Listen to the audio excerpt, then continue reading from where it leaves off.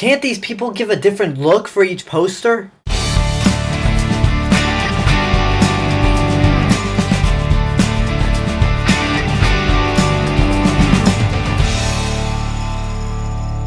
mean, look at what the three characters look like. I mean, in every Twilight poster, Bella, you're guaranteed Bella's gonna look like this. Edward's gonna look like this. And Jacob's gonna look like this. Well, we got this third movie, and I should probably give a little backstory on this one. So the reason I ended up seeing any Twilight movie at all was mainly because of this movie. I went, back in 2009, I had a friend who was in town, and I said, you have to see Avatar. So, and this was a girl, by the way, from high school. So, I said, okay, hear about this, I will take you to see Avatar, and I'll pay for your ticket.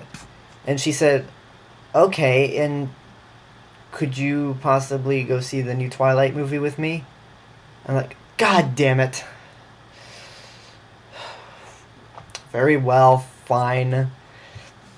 I mean, I just said it because any excuse to be with her. So, turns out she actually hates the movies too, so that's comforting to know. So, because I didn't want to be confused seeing this movie, I was forced to see the first two Twilight movies, and well, here we are. Now, unlike the second abomination of film, there's actually somewhat of a story in this one. It's actually somewhat organized. Like I mentioned in New Moon, there's a little plot point from the first movie that rears its ugly head in New Moon for a second. That ugly little thing in New Moon is the main focus here. Vampire Victoria wants to get revenge on Bella Swan for having Edward kill her boyfriend in the first movie. Basically, it's just teen romance shit. And she basically gets a whole vampire army together just to hunt down this one girl, which is a little excessive. So, basically, the Cullens and Jacob's wolf pack have to basically team up together to defend her from these vampires. Now, most of the stuff from the last movie hasn't changed a bit. I mean, if anything, it's gotten worse. The acting is still terrible. I mean, and I don't hate these actors completely. I don't hate most of these actors completely. I mean, Robert Pattinson, I've seen him do some good stuff, and he has potential. I mean, he was good in Harry Potter and the Goblet of Fire, which, by the way, Cedric Diggory's death is now forever ruined because of this series. Thanks a lot, Twilight. As for Kristen Stewart, have seen her do some good stuff. I mean, I like Adventureland a lot. That's all I've seen, but apparently I want her to distance herself. I want those two to, like, really do some good stuff once this horrible series is over. For Taylor Lautner, yeah, he's done. He can't act for... no matter what he's in, he can't act for shit. His career's done. Once Twilight ends, his career will die with it. Sorry, buddy, that's just life. Dialogue is still laughably bad, but this actually kind of leads into something that I kind of appreciate.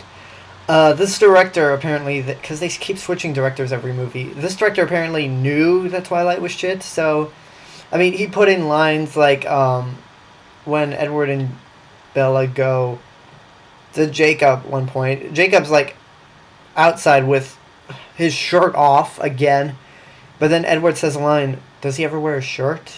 And he's like, thank you for actually figuring out this is stupid.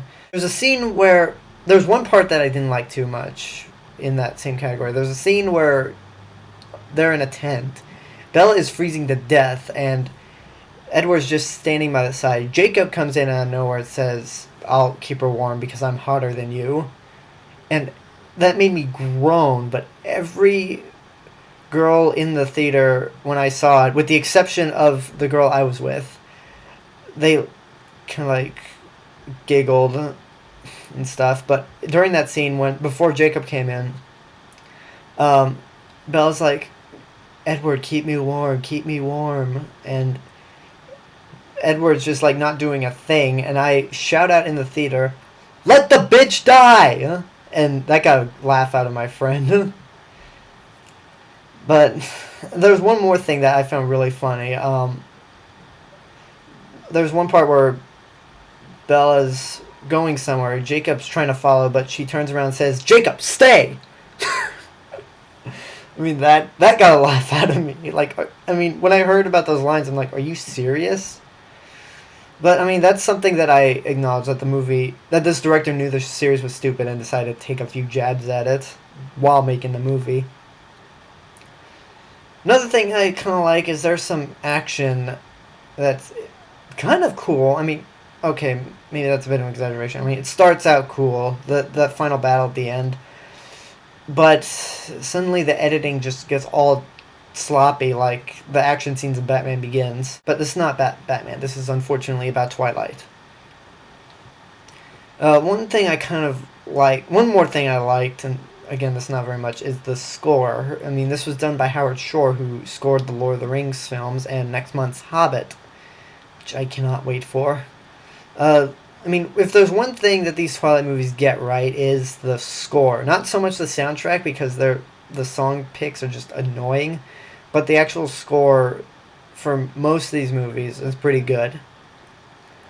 That's about all I liked about this movie. Other than that, it's the same shit from the last movie, except more tolerable this time. Although what almost made this movie even more atrocious, if not as atrocious as the past movie, is that Bella is even more of a bitch than she was in the last movie. She's a whore. I mean, in the movie, like, Edward forces her into marriage. She says yes, and then soon after that, she takes Jacob and starts making out with him. And Edward does know about it. It's like, are you fucking kidding me? Why is the audience supposed to root for this woman? She is more of a monster than those two. And it's still postified wolves and vampires. I mean, it should be like Van Helsing. Like, when those two are arguing, it should be like Van Helsing, where they just basically tear each other apart. But unfortunately, these vampires, instead of turning into bats or bat-like creatures, they sparkle. And all they do when they do encounter each other is, "Get away from her." And someone will be like, "No, I will not get away from her. She doesn't want you." So just that. It's like, why don't you two kill Bella and just make out with each other? Apparently you want each other more than you want Bella. I mean, it's more tolerable, but that's not pretty much not saying anything. I mean, I'll be generous again and just give it 1 star, because those parts that I did like, I did kind of enjoy, but I cannot watch this movie again. One thing I'll say before I take off is that I never read the books, and I never will read those pathetic excuses for books. But this movie, I felt like the series would have ended at that movie, and it would not have mattered at all. Because nothing seems unresolved at the end, and even though there's the Volturi, I said in the last movie they don't make an impact in the rest of the series. They really do not make an impact on me. I forget half the time they exist. I would have stopped right there. Like, okay, the series seems resolved. Nothing seems unanswered. I'm not watching the rest of the movies. But unfortunately, because of the shit I've heard about this movie, I had to see it. And because it's fucking part 1, I can't finish the series. So I'll see you guys in the next review.